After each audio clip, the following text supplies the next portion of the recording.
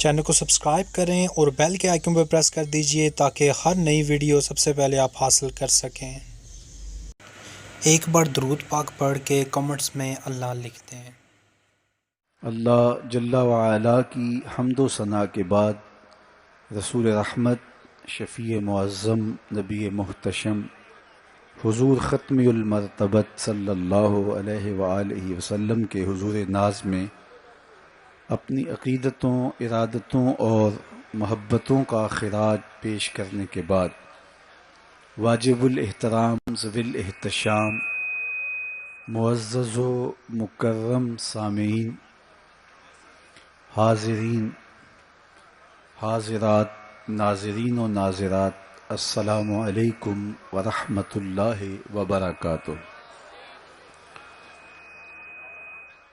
مجھے اس بات کا شدت سے احساس ہے کہ یہ گراؤنڈ تنگ پڑ گئی ہے اور باہر سڑک سے ہم جس طرح گزر کے آئے ہیں آپ لوگوں کو بیٹھنے میں دقت محسوس ہو رہی ہے، لیکن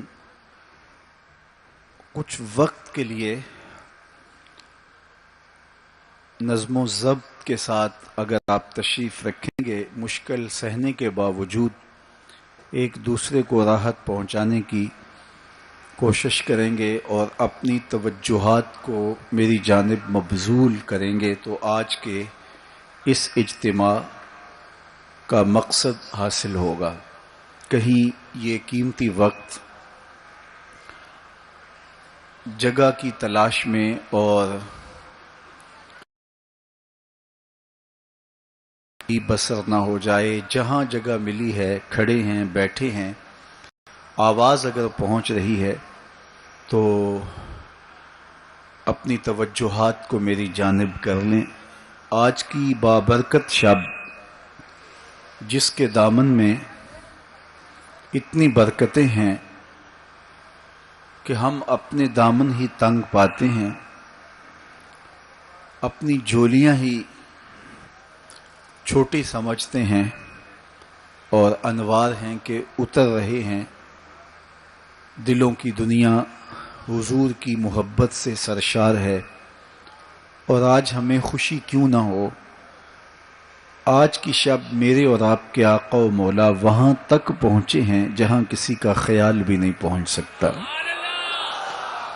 کوئی فلک تے رہ یار گیا، کوئی جا سدرا تے ہار گیا، ایک کالیاں زلفاں والا سی جڑا عرش تو بھی لنگ پار گیا۔ اتنا عروج کائنات میں حضور علیہ السلام سے پہلے نہ کبھی کسی کو ملا، نہ حضور کے بعد کسی کو ملا۔ وہ بلندیاں، وہ رفعتیں، وہ وسعتیں، وہ شان و شوکت، وہ عزت، وہ عظمت، وہ رفعت ان کا مقسوم ہوا جو انہی کا ہی حصہ ہے۔ اور اللہ تعالیٰ جل شانہ نے اتنا نوازا کہ کوئی کمی باقی نہیں رہی، اور حضور کے صدقے سے اس امت کو بھی نواز دیا گیا، بخشش کا وعدہ دے کر اس امت کے لیے 50 نمازوں کا تحفہ دے کے جو بعد میں سمٹ کے 5 رہ گئیں، اور خواتین سورہ بقرہ عطا کر کے اس امت کے دردوں کا درمان کیا اور انہیں سکون اور قرار کی دولت نصیب فرمائی۔ کتاب رحمت قرآن مجید اس واقعہ کو بہت شان و شوکت کے ساتھ بیان کیا ہے کہ وہ ذات پاک ہے جس نے اپنے عبد خاص کو، عبد مکرم کو رات کے مختصر حصے میں مسجد حرام سے مسجد خاص تک، مسجد اقصی تک سیر کرائی تاکہ وہ اپنے عبد خاص کو، اپنے بندہ خاص کو اپنی قدرت کی نشانیاں دکھائے۔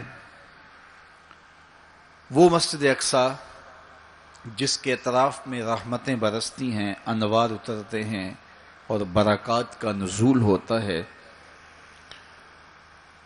اور پھر مسجد اقصی سے لے کر آسمان تک، اور آسمان سے سدرہ تک، اور سدرہ سے جہاں تک میرے رب نے چاہا اپنے محبوب کو سیر کرائی اور قدرت کے نشانات دکھائے، جنت کی سیر کروائی، حضور نے دوزخ کا ملاحظہ کیا، مسجد اقصی میں نبیوں کی امامت کروائی،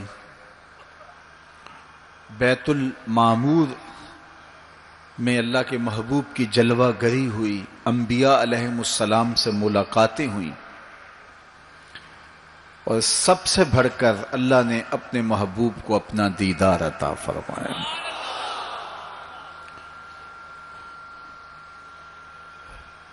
اب اس سرعت کے ساتھ، جس تیزی کے ساتھ حضور علیہ السلام تشریف لے گئے کہ رات کا مختصر حصہ تھا، قلیل وقت میں حضور گئے بھی ہیں اور آئے بھی ہیں، اور یہ ایک بہت بڑا امتحان تھا لوگوں کے لیے، کھرے اور کھوٹے کی پہچان ہونی تھی، لوگوں کے ایمان کا امتحان تھا،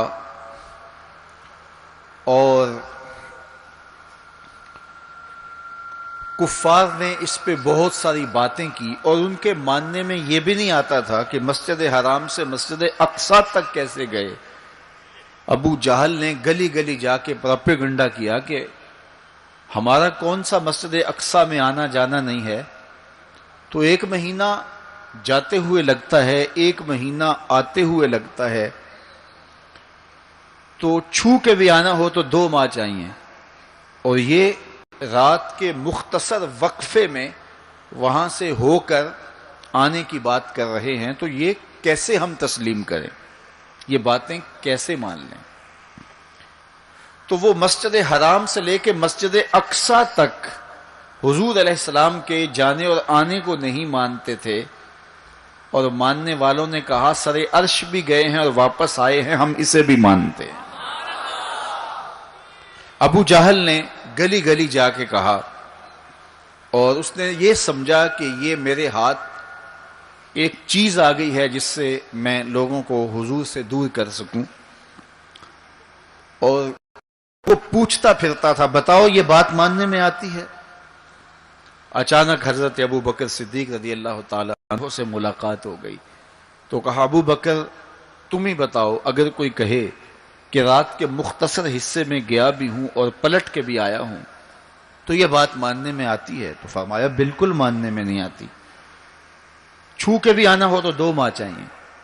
سمجھا لوہا گرم ہو گیا، اب چوٹ پورے ٹکانے پہ بیٹھے گی، تو کہنے لگا کہ پھر جن کا کلمہ تم پڑھتے ہو انہوں نے یہ دعویٰ کیا ہے، تو حضرت ابو بکر صدیق فرماتے ہیں کہ وہ اس سے بھی عجیب کرے تو میں وہ بھی ماننے کو تیار ہوں، وہ تو آسمان کی خبریں دیتے ہیں، ہم وہ بھی مانتے ہیں۔ تو محبت والوں کے لیے، ایمان والوں کے لیے تو یہ قابل تعجب نہیں ہے۔ قرآن بتاتا ہے کہ حضرت سلیمان علیہ السلام نے کہا کہ مجھے تخت بلقیس چاہیے، تو ایک جن کھڑا ہو گیا، حضرت یہ خدمت میں سر انجام دیتا ہوں،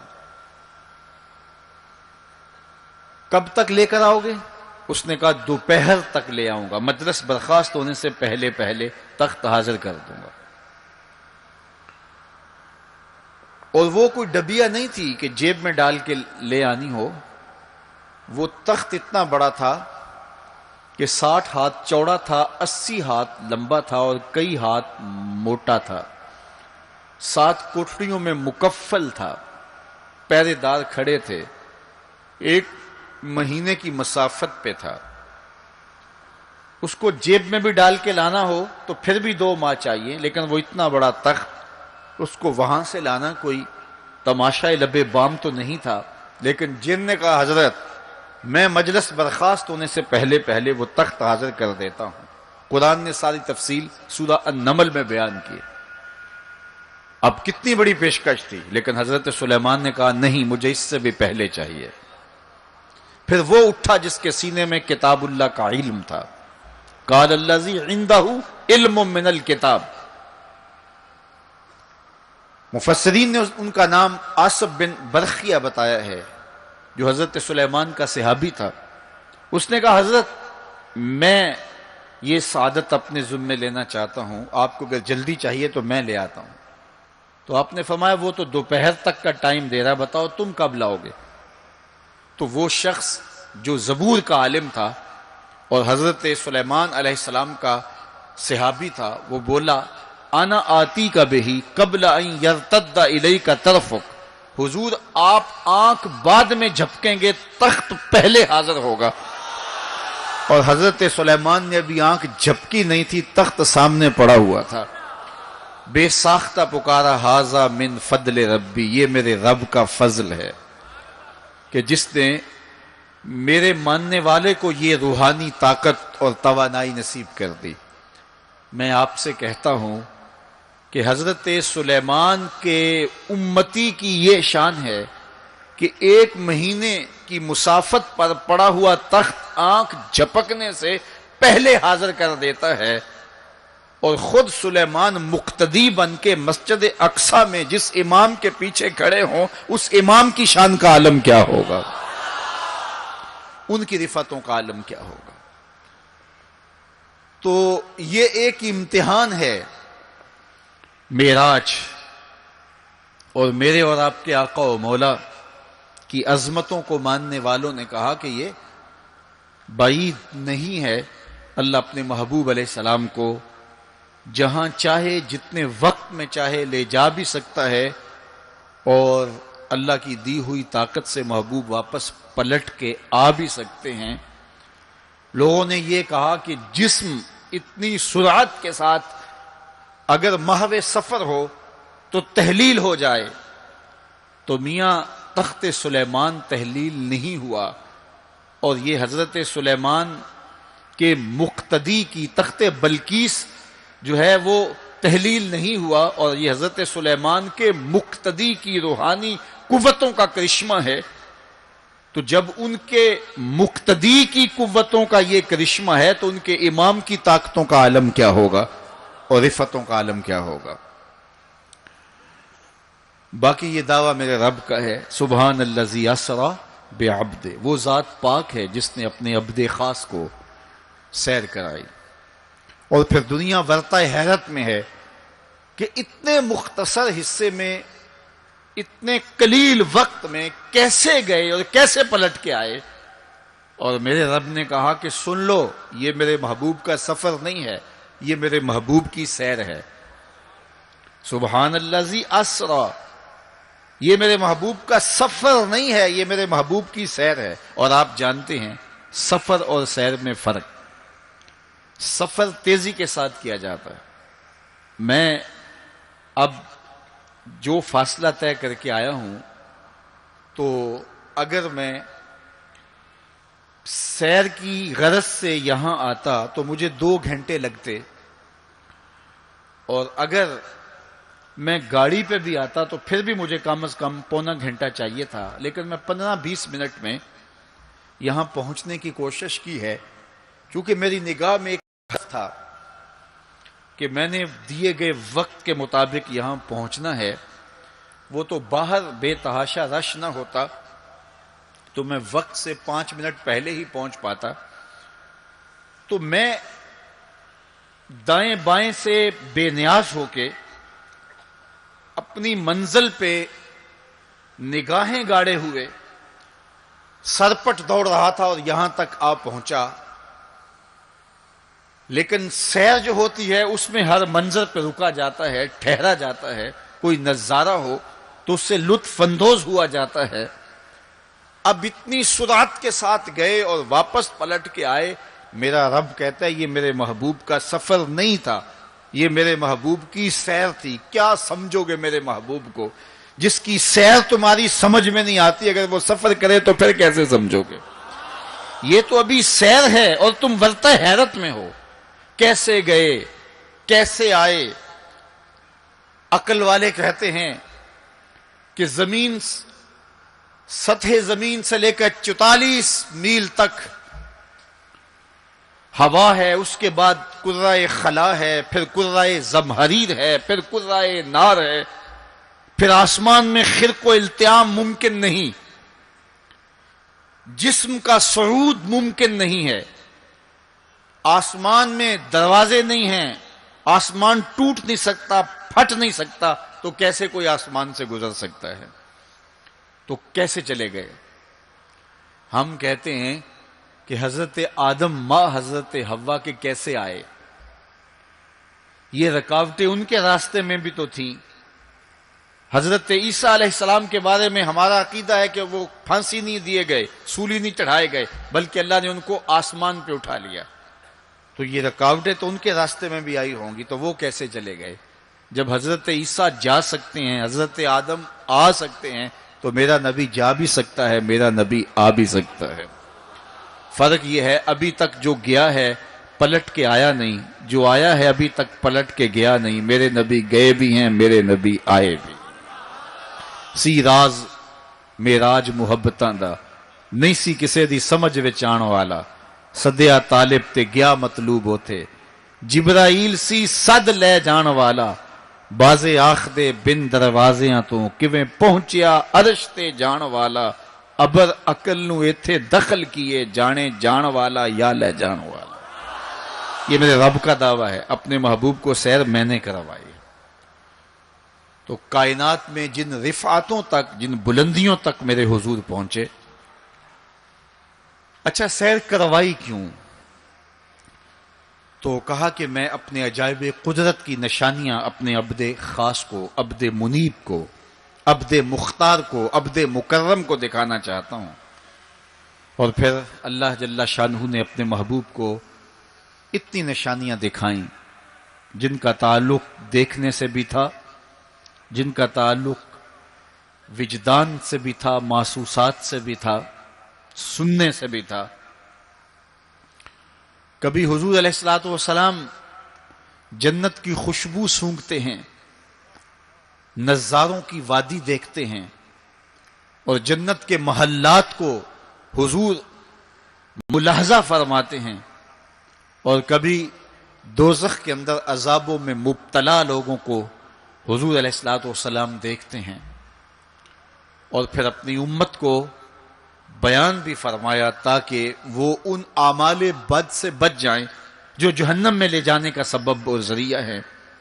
آج کی شب خاص میں میں اور آپ اپنی زندگیوں پہ غور کریں، اور حضور علیہ السلام نے وہ جو ہمیں خبریں دی ہیں ان کو دیکھیں، اور کوئی ایسی کوتاہی کہیں ہمارے اعمال میں تو نہیں ہے، اگر ہے تو اس کو اپنے سے دور کر کے ایک نئی زندگی کا آج سے آغاز کریں۔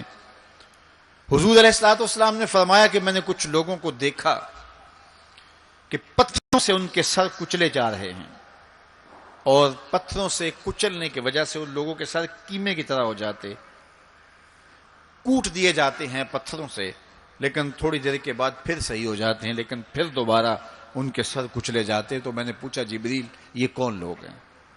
تو کہا کہ یہ وہ لوگ ہیں کہ جن کے سر نماز کی وجہ سے بوجھل رہتے تھے، نماز جن کو بڑی بھاری لگتی تھی۔ کئی لوگوں کو نماز کا کہیں تو وہ 100 بہانے کرتے ہیں، اور ایک بہانہ تو ہر بے نمازی کرتا ہے، میرے کپڑے پاک نہیں ہیں۔ میرے والد گرامی فرمایا کرتے تھے تیرے کپڑے کیسے پاک ہو سکتے ہیں جب تو اللہ کے حضور جھکنا نہیں جانتا؟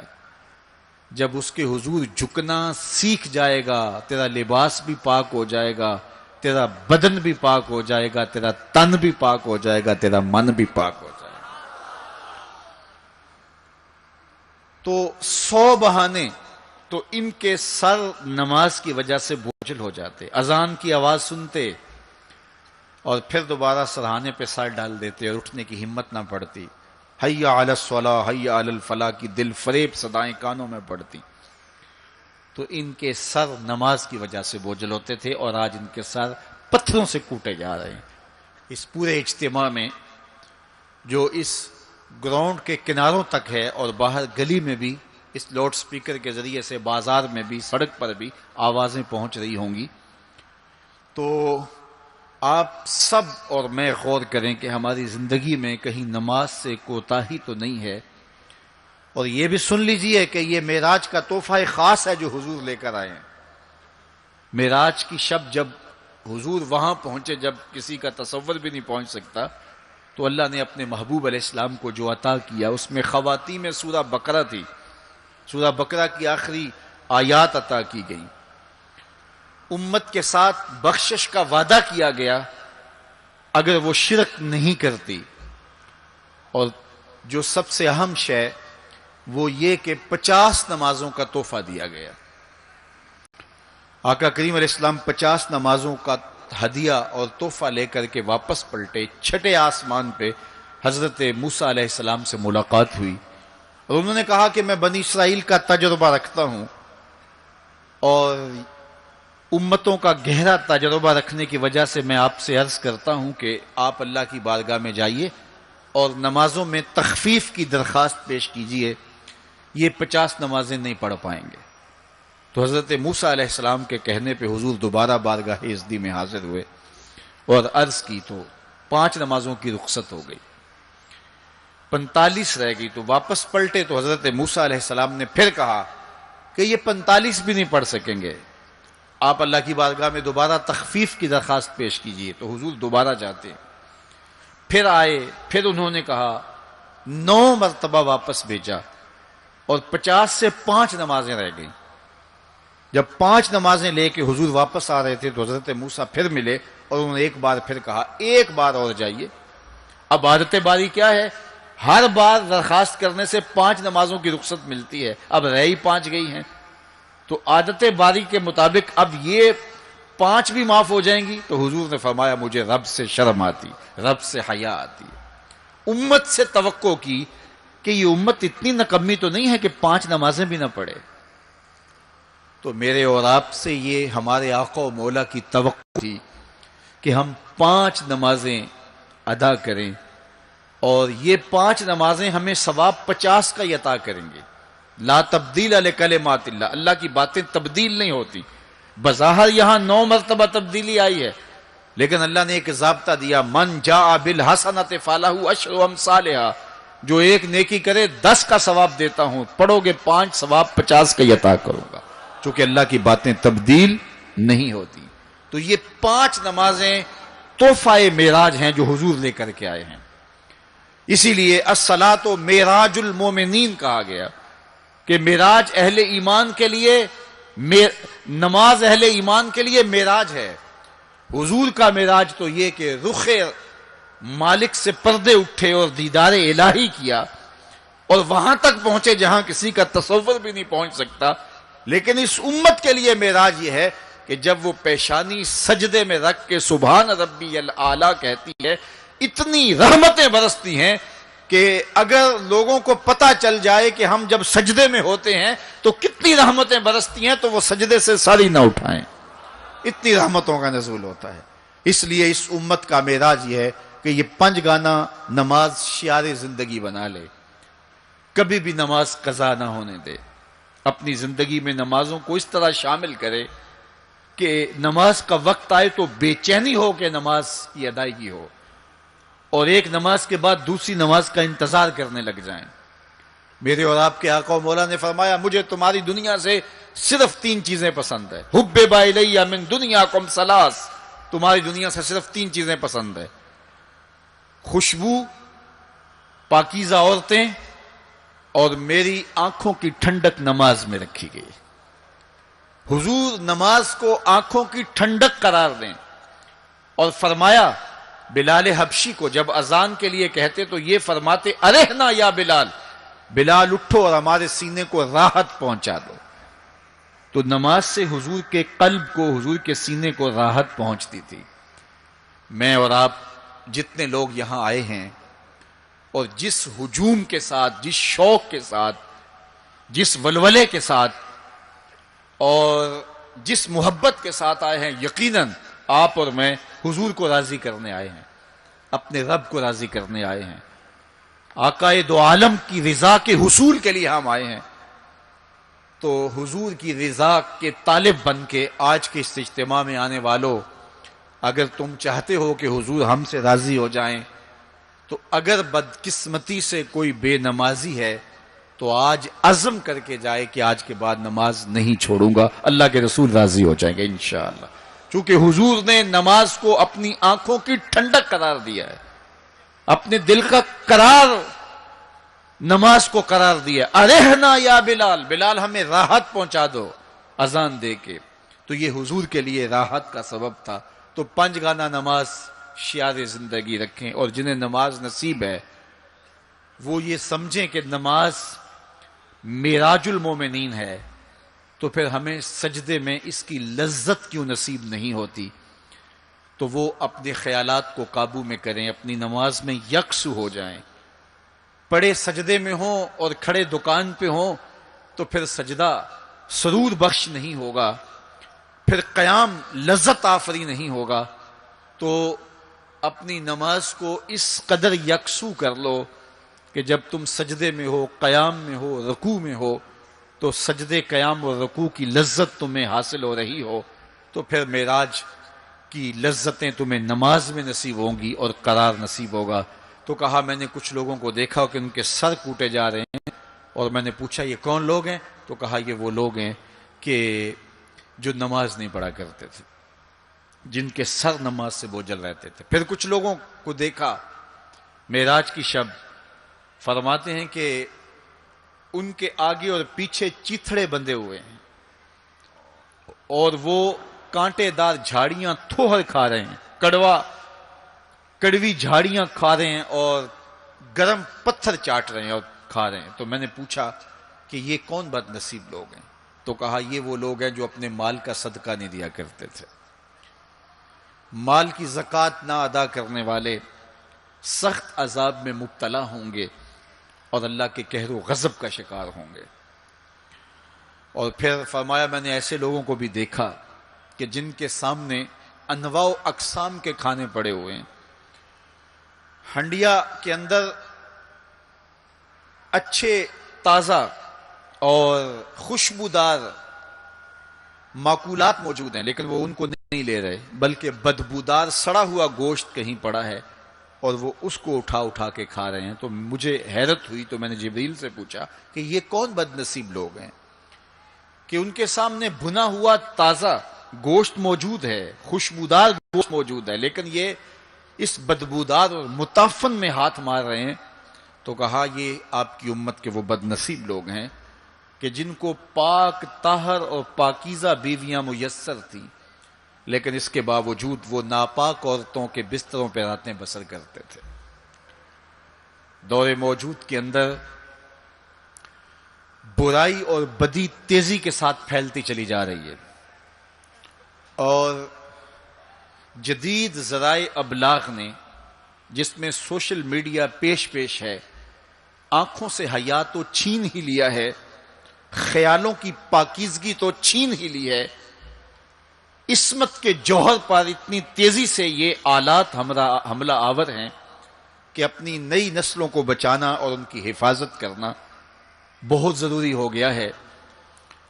میری اور آپ کی ذمہ داری ہے کہ ہم اپنی اولادوں پر گہری نظر رکھیں اور ان کی حفاظت کریں، چونکہ اگر عصمت کا جوہر محفوظ نہ رہا تو پھر پلے کچھ بھی نہیں رہا، اگر آبرو سلامت نہیں رہی تو پھر پلے کچھ بھی نہیں رہا۔ قیامت کے دن ان لوگوں کو اس صورت کے اندر لایا جائے گا کہ وہ یہ غلیظ کھانے کھا رہے ہوں گے، اور ذلت اور رسوائی کی وہ زندگی ان کو سہنا پڑے گی، اور اللہ کے قہر و غضب کا شکار ہونا پڑے گا۔ اپنی خلوت کو اور اپنی جلوت کو پاکیزہ رکھنے کی کوشش کرو، اور اللہ کی رضا اپنا مقصود زندگی بنا لو۔ وہ آنکھ جو غیر محرم کو شہوت کی نظر سے دیکھتی ہے، قیامت کے دن جہنم کی آگ سے بھر دی جائے گی۔ اپنے خیالوں کو بھی پاکیزہ کرو، اپنی سوچوں کو بھی پاکیزہ کرو، اور اپنی زندگی کی ایک ایک ساعت کو اپنے مالک کے حضور پیش کرو، اور اللہ سے توفیق مانگو خیر کی اور برکت اور رحمت کی۔ جب انسان کی نگاہ پاک نہیں رہتی تو خیال پراگندہ ہوتے ہیں، خیالات کی ناپاکیزگی اس کی عصمت کے جوہر پہ حملہ آور ہوتی ہے، اور شیطان کے لیے یہ بڑی خوشی کی بات ہے کہ کوئی نوجوان اپنی عصمت اور اپنی آبرو کو داؤ پہ لگا دے۔ تو دور موجود کے اندر یہ فتنہ تیزی کے ساتھ بڑھتا چلا جا رہا ہے، اس میں ہماری معاشرت کی ناہمواریاں اور جدید ذرائع ابلاغ اور قرب قیامت کی وجہ سے فتنوں کا آسمان سے بارش کی طرح برسنا ہے، لیکن جو اپنے آپ کو بچا لے وہی سرخرو ہوگا، جو نہیں بچا پائے گا وہ اپنی دنیا اور آخرت برباد کر لے گا۔ اللہ کے محبوب نے ارشاد فرمایا کہ میں نے کچھ لوگوں کو دیکھا کہ ان کی زبانیں لوہے کی کینچیوں سے کاٹی جا رہی ہیں، آگ کی کینچیوں سے کاٹی جا رہی ہیں۔ دو روایات ہیں، لوہے کی کینچیوں سے اور آگ کی کینچیوں سے۔ تو میں نے پوچھا جبریل یہ کون لوگ ہیں؟ تو کہا حضور یہ آپ کی امت کے فتنہ پرور خطیب ہیں، جو کہا کرتے تھے ان کا اپنا وہ عمل نہیں ہوا کرتا تھا۔ لوگوں کے اندر فتنہ اور فساد بپا کرنے والے لوگ، جن کی زبان کی تلخیاں معاشروں کے اندر تفریق پیدا کرتی ہیں، بھائی بھائی سے لڑ پڑتا ہے، میاں بیوی کے درمیان تفریق پیدا کر دیتے ہیں، نفرت کی چنگاریاں ان کی زبان اگلتی ہے، اور ان کے لہجے لوگوں کے اندر تفریق، تشدد، افتراق اور فرقہ بندیاں پیدا کرتے ہیں۔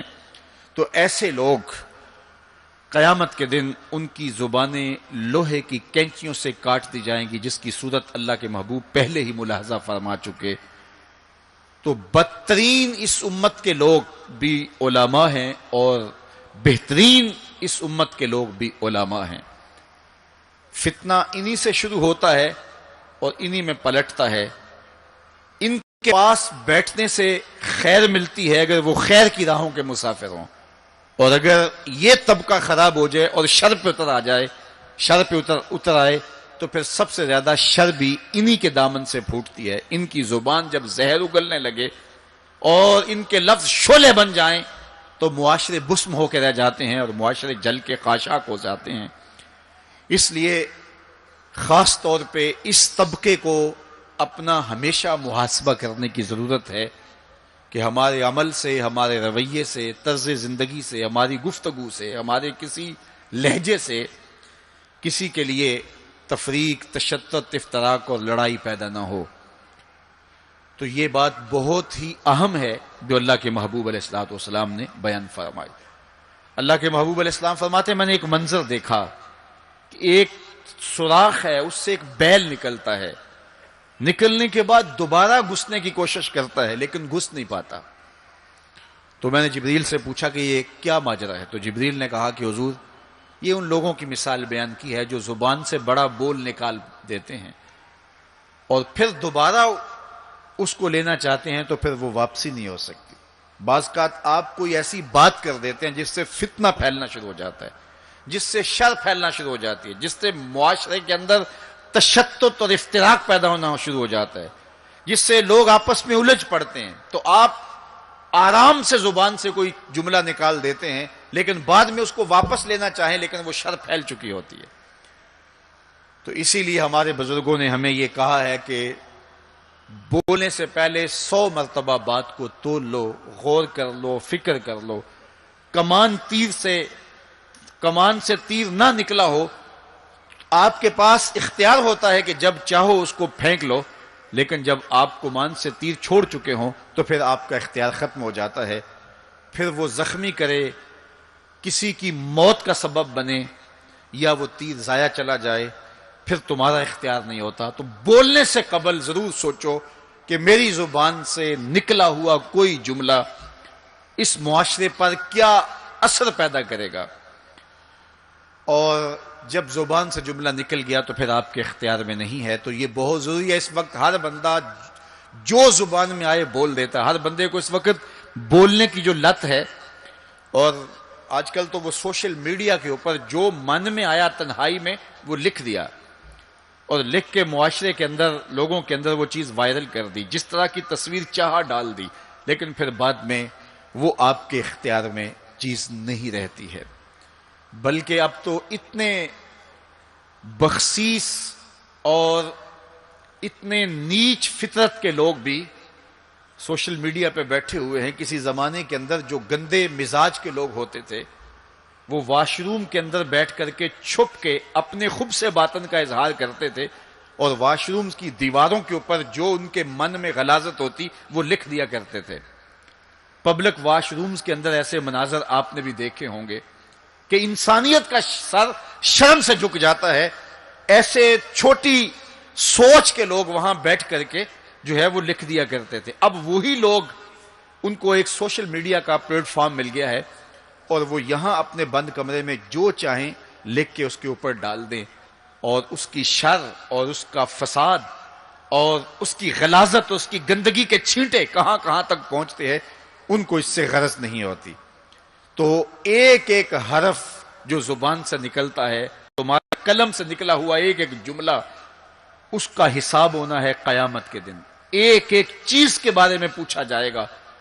اور آج اگر تم سوشل میڈیا پہ کوئی بات چھوڑتے ہو یا کسی مجمع عام کے اندر کوئی بات کرتے ہو یا تنہائی کے اندر کوئی بات کرتے ہو اور پھر اس کی شر پھیلتی ہے، تو وہ شر تو پھر سفر کرتی رہے گی. تم اب وہ جملے کہنے چھوڑ بھی دو، تم اپنا وہ اکاؤنٹ بند بھی کر دو، لیکن وہ شر، وہ غلاظت، وہ گندگی، وہ چھینٹے جو اڑے تھے وہ آگے بڑھتے رہیں گے اور اس کا گناہ تمہارے نامہ اعمال میں، تمہارے کھاتے میں درج ہوتا رہے گا. حتیٰ کہ تم مر بھی گئے تو پھر بھی تمہارے نامہ اعمال کے اندر وہ سب کچھ اترتا رہے گا. اس لیے اپنے آپ کو محتاط کرنے کی ضرورت ہے اور اپنے ایک ایک لمحے کو محفوظ کرنے کی ضرورت ہے. اپنے وقت کو قیمتی جانو. اپنی زبان کو کھولنے سے قبل 100 بار سوچو کہ جو میں لفظ کہہ رہا ہوں وہ کیا مجھے کہنا چاہیے یا نہیں. میرے اور آپ کے آقا و مولا نے فرمایا جو اللہ اور پچھلے دن پر ایمان رکھتا ہے وہ خیر کی بات کہے ورنہ چپ رہے. اس کا چپ رہنا اس کے لیے بہتر ہے، اور اگر وہ کہنا چاہتا ہے تو وہ خیر کی بات کہے. تو فرمایا میں نے وہاں بیل نکلتے ہوئے دیکھا اور پھر دوبارہ گھسنا چاہتا ہے تو گھس نہیں پاتا. تو کہا جبریل نے کہ یہ وہ بول ہے جو زبان سے نکالا جا چکا ہے، اب دوبارہ زبان میں اس کو داخل نہیں کیا جا سکتا. اور مختلف صورتیں حضور نے دیکھی. لوگوں کو عذابوں کے اندر مبتلا دیکھا، لوگوں کو تکلیفوں کے اندر مبتلا دیکھا، کسی کو خون کی نہر کے اندر غوطے کھاتے دیکھا، کسی کے پیٹ کے اندر سانپ دیکھے. اور جبریل سے پوچھا تو جبریل نے عرض کی یا رسول اللہ یہ سود خور ہے، یا رسول اللہ یہ حرام کھانے والا ہے، یہ فلاں جرم کا مرتکب شخص ہے. تو وہ صورتیں حضور علیہ السلام کو دکھائی گئی اور وہ مناظر حضور کو دکھائے گئے. اور دوسری جانب جنت میں حضور نے ان خوش نصیب لوگوں کو بھی دیکھا کہ جن کی نیکیوں کی وجہ سے وہ اللہ کی رحمتوں کے حصار میں ہیں. ایک شخص کو دیکھا جو نور عرش میں ڈوبا ہوا ہے اور وہ نور ہی نور میں ہے. اللہ اکبر. تو جبریل سے حضور نے پوچھا یہ کون شخص ہے؟ تو جبریل امین نے اس کی 3 خوبیاں بیان کی. ان میں سے ایک خوبی یہ تھی کہ وہ اپنے والدین کا فرما بردار ہے. حضور علیہ السلام نے معراج کی شب بہت نظارے دیکھے، جنت دوزخ کو مشاہدہ کیا. حضور نے انبیاء علیہ السلام سے ملاقاتیں کی. پہلے آسمان پہ حضور علیہ السلام نے حضرت آدم علیہ السلام کو دیکھا. دوسرے آسمان پہ دیگر حتیٰ کہ 7ویں آسمان تک مختلف نبیوں کو دیکھا. اور پھر اس کے بعد حضور علیہ السلام 7 آسمانوں سے گزرتے ہوئے جب سدرۃ المنتہا پہ پہنچے تو جبریل امین نے کہا کہ حضور اب اس سے آگے میں نہیں جا سکتا. اللہ اکبر. پھر سبز نوری تخت آیا جس پہ حضور جلوہ فراز ہوئے. رف نامی اس تخت پہ حضور بیٹھے. پھر حضور وہاں تک پہنچے جہاں کسی کا خیال بھی نہیں پہنچ سکتا. خرد سے کہہ دو کہ سر جھکا لے، گماں سے گزرے گزرنے والے، یہاں خود پڑے ہیں جہت کو لالے. کوئی کیا بتائے کدھر گئے تھے، سراغ عین و متا کہاں تھا، نشان کیف و الا کہاں تھا. نہ کوئی ساتھی نہ کوئی راہی، نہ سنگ منزل نہ مرحلے تھے. کمان امکان کے جھوٹے نکتوں تم اول آخر کے پھیر میں ہو. محیط کی چال سے پوچھو کدھر سے آئے کدھر گئے تھے، کوئی حد ہے ان کے عروج کی، بلغل اولاب کمالے۔ حضور علیہ الصلوۃ والسلام فرماتے رأیت ربی فی احسن صورہ، اللہ اکبر، سب سے بڑی دولت جو حضور نے ملاحظہ کی، سب سے بڑا نور جو حضور نے دیکھا، سب سے بڑی قدرت کی نشانی جو حضور نے دیکھی، وہ یہ تھا کہ حضور نے سر کی آنکھوں سے اپنے رب کا دیدار کیا۔ نور ہی نور، اجالے ہی اجالے، روشنیاں ہی روشنیاں۔ اللہ اکبر، خود بلایا محبوب کو اور اپنا جلوہ دکھایا۔ ایک کوہ طور پہ خود چل کے جاتے ہیں، رب ارنی انظر الیک، مالک میں تجھے دیکھنا چاہتا ہوں۔ تو جواب کیا ملتا ہے؟ لن ترانی، اے موسیٰ تم مجھے نہیں دیکھ سکتے۔ اور ایک ام ہانی کے گھر لیٹے ہیں اور چادر اوڑھ کے استراحت کر رہے ہیں، جبریل جا کے حاضر ہو کے عرض گزار ہوتے ہیں، ان اللہ اشتاق الی لقائک یا رسول اللہ، محبوب آپ لیٹے ہو، آپ کا رب آپ کا دیدار کرنا چاہ رہا ہے۔ تبارک اللہ، شان تیری، تجھی کو زیبا ہے بے نیازی۔ کہیں پہ وہ جوش لن ترانی، کہیں تقاضے وصال کے تھے۔ ایک کوہ طور پہ خود چل کے جاتا ہے اور دیدار کی طلب کرتا ہے، مالک میں تجھے دیکھنا چاہتا ہوں۔ جواب کیا ملتا ہے؟ لن ترانی، اے موسیٰ تم نہیں دیکھ سکتے۔ پہم اسرار ہوتا ہے بار بار، یا اللہ میں تجھے دیکھنا چاہتا ہوں۔ علماء نے لکھا جب یہ کہہ دیا گیا تم نہیں دیکھ سکتے تو پھر تقاضا کیوں تھا؟ کہا اس لیے کہ رب کا کلام سنا تھا، اس لیے تڑپ تھی، جس کے کلام میں اتنا لطف ہے دیدار کا مزہ کیا ہوگا۔ تو کہا تھا مالک میں تجھے دیکھنا چاہتا ہوں۔ اچھا اگر مجھے دیکھنا چاہتے انظر الی الجبل، اس پہاڑ کو دیکھو، اگر یہ اپنی جگہ پہ کھڑا رہا تو تم مجھے دیکھ لو گے۔ اللہ نے اپنی رویت کو استقرار جبل کے ساتھ معلق کر دیا۔ علامہ سعد الدین تفتازانی علیہ رحمہ نے شرح قائد نصفیہ میں اس پہ گفتگو کی ہے کہ ممکن کے ساتھ معلق بھی ممکن ہوتا ہے۔ گویا اللہ کا دیدار ممکن ہے، تو اللہ تعالیٰ جل شانہ نے کہا کہ اس پہاڑ کو دیکھو، یہ اگر اپنی جگہ ٹھہرا رہا تو تم مجھے دیکھ لو گے۔ یہ الگ بات ہے کہ وہ پہاڑ ٹھہر نہ سکا، اللہ کے جلووں کی تاب نہ لا سکا۔ اللہ تعالیٰ نے اس پہاڑ پہ جب اپنی تجلی کا نزول کیا، اور وہ بھی تجلی ذاتی نہیں تھی، تجلی صفاتی، اور اس کا بھی عکس، پرتو، ظل اور سایہ اس پہاڑ پہ ڈالا، اور پہاڑ اس جلوے کی تاب نہیں لا سکا۔ طور جلنے لگا، خر موسیٰ سائے کا قرآن بتاتا ہے۔ حضرت موسیٰ علیہ السلام بھی بے ہوشی کی کیفیت میں زمین پر تشریف فرما ہو گئے۔ اللہ اکبر۔ اس کے بعد جب ہوش میں آئے تو حضرت موسیٰ اللہ کی بارگاہ میں عرض گزار ہے، مالک میں تیرے حضور توبہ کرتا ہوں، میں نے تقاضا ہی کیوں کیا۔ اللہ اکبر۔ جلووں کی تاب نہیں لا سکے، اور وہ تجلی ذاتی بھی نہیں تھی، تجلی صفاتی تھی، اور وہ بھی تجلی صفاتی کا عکس تھا، سایہ تھا، اور وہ بھی پہاڑ پہ پڑا، پہاڑ سے منعکس ہو کے حضرت موسیٰ علیہ السلام پہ آیا، لیکن تاب نہیں لا سکے۔ لیکن اللہ کے دیدار کا سرما تو آنکھوں میں لگ گیا تھا، ایک جھلک تو پڑی تھی۔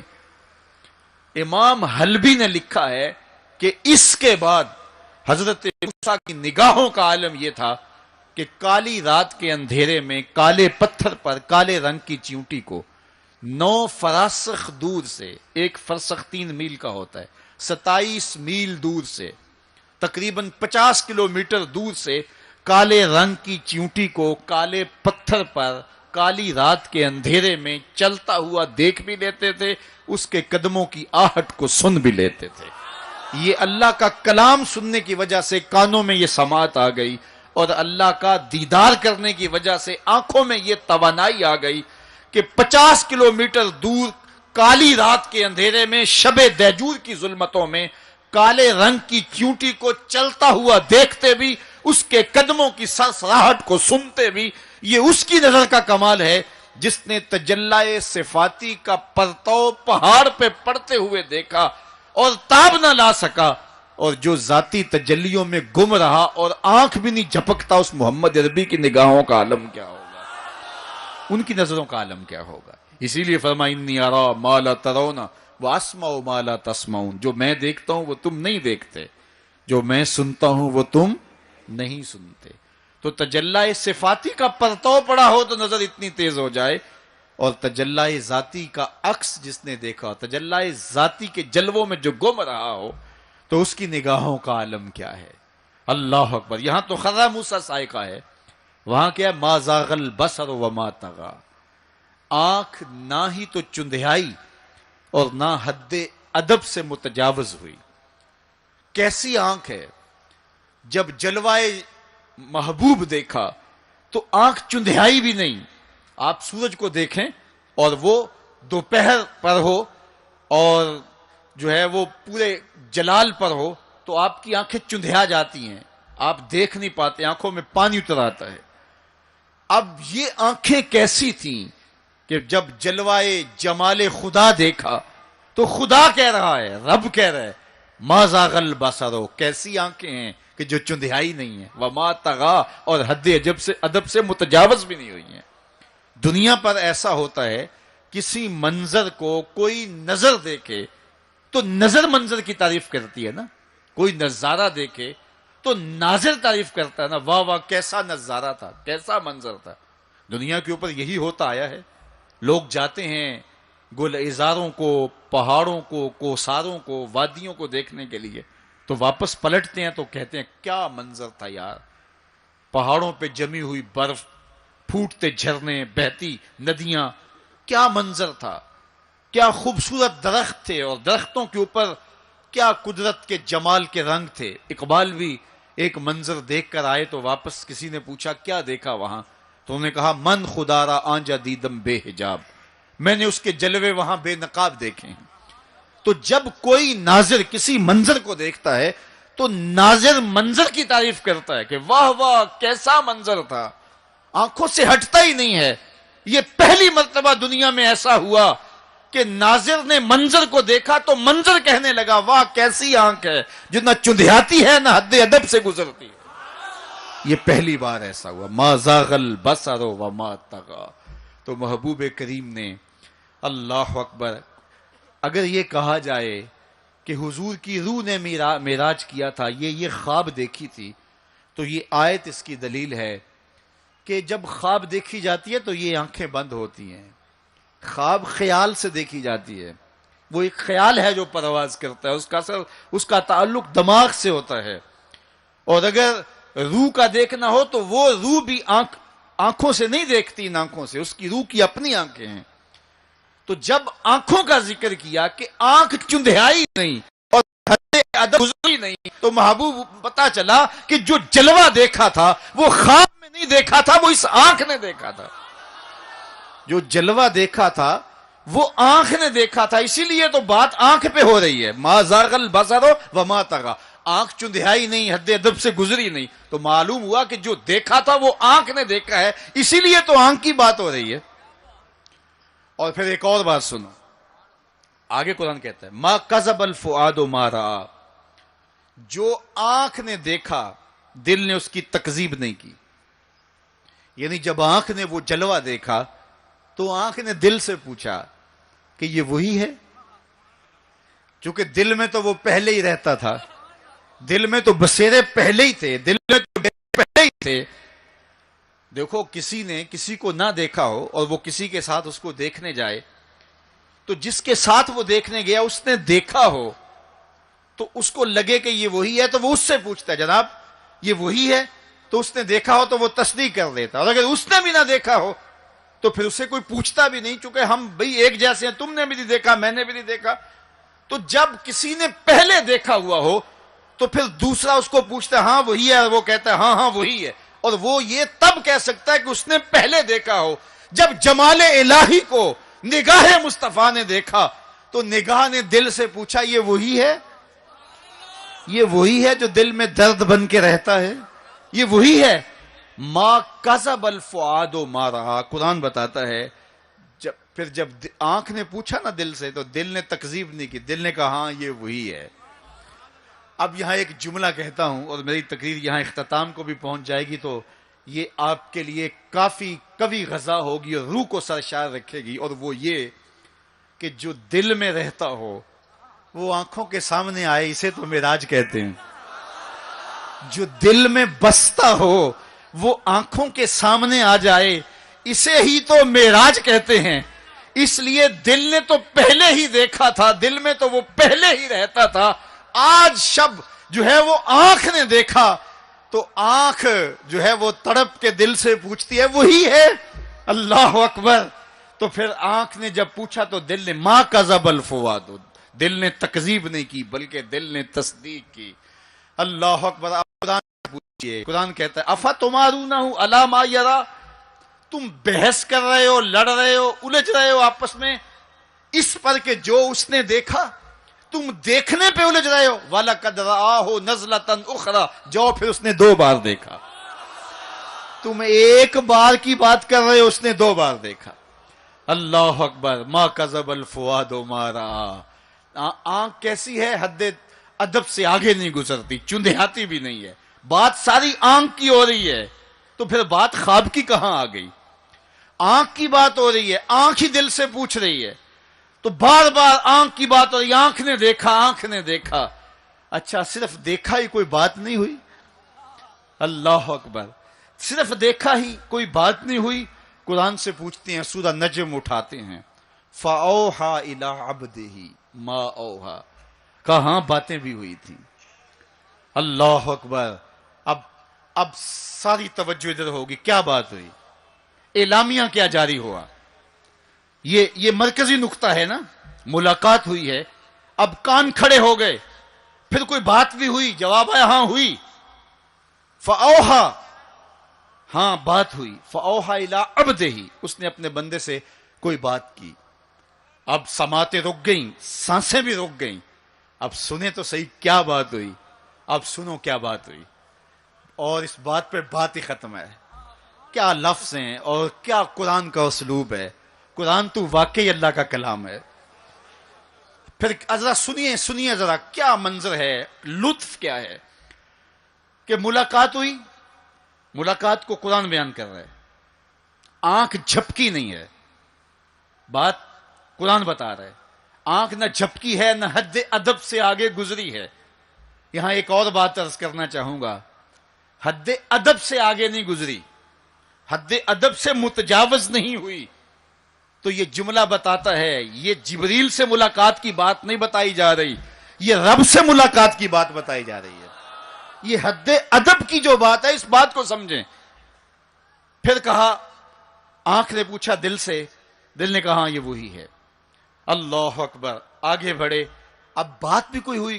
کہا فَأَوْحَا إِلَىٰ عَبْدِهِ, اس نے اپنے بندے سے کوئی بات کی تھی. کوئی وہی کہتے ہیں اشارہ سریہ خفیہ, سرگوشی جسے کہتے ہیں, کسی کے کان میں کوئی بات کرنا. تو کہا پھر اس نے اپنے بندے سے کوئی بات بھی کی. کان کھڑے ہو گئے, سماعتیں رک گئیں, سانسیں رک گئیں. کیا بات ہوئی؟ جواب آیا ما اوہا, تمہیں کیا لگے جو بھی ہوئی. کرنے والے نے کی, سننے والے نے سنی. فَأَوْحَا إِلَىٰ عَبْدِهِ, اس نے اپنے عبد خاص سے پھر کوئی بات کی. کان رکے, جواب آیا ما اوہا, جو بھی ہوئی. جو بھی ہوئی کرنے والا جانے یا سننے والا جانے.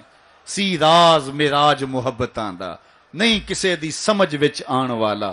سدیا طالب تے گیا مطلوب ہوتے, جبرائیل سی صد لے جان والا. بازے آخدے بن دروازیاں تو کیویں پہنچیا عرش تے جان والا. ابر عقل نو ایتھے دخل کیے, جانے جان والا یا لے جان والا. تو کہا جو بھی بات ہوئی وہ ہوئی ضرور. اللہ اکبر. لیکن اتنا سمجھ لو, جو بھی بات ہوئی اس میں گناہگاروں کی بخشش کا پیکج ضرور تھا, اس میں گناہگاروں کی بخشش کی کہانی ضرور ہے. یہ بات اچھی طرح سمجھ لو. اس لیے تم خوشیاں منا رہے ہو, اسی لیے تمہارے چہرے کھلے ہیں معراج کی شب, کہ آج کی شب رب سے محبوب نے جو بات کی ہے اس میں گناہگاروں کی نجات کی ضمانت اپنے رب سے لی ہے. اللہ اکبر. تو وہ شان عطا کی, وہ رفعت نصیب ہوئی, وہ بلندیاں نصیب ہوئی جو کسی اور کا مقسوم نہیں ہے. ایک شب کا محفل معراج کیا, ساری زندگی ان کے نام پر درود پڑھتے رہیں, ان کے دین کے لیے اپنے آپ کو وقف کر دیں, اور ایک ایک سانس ان کے نام کر دیں. حق کے شکر پھر بھی ادا نہ ہو, اس لیے کہ ہماری بخشش کی ضمانت اسی دہلیز سے ہوئی, اسی چوکھٹ سے ہوئی. یہ سارے اجالے, یہ ساری روشنیاں کائنات کے اندر جو آپ کو دکھائی دیتی ہیں, یہ آمنہ کے لال کے قدموں کا صدقہ ہے، اور یہ ساری روشنیاں حضور کے طفیل ہیں۔ انشاءاللہ العزیز شب برات کو مرکز مصطفیٰ کے اندر اسی طرح جشن ہوگا، اور یہ رات خاص طور پہ توبہ کی رات ہے۔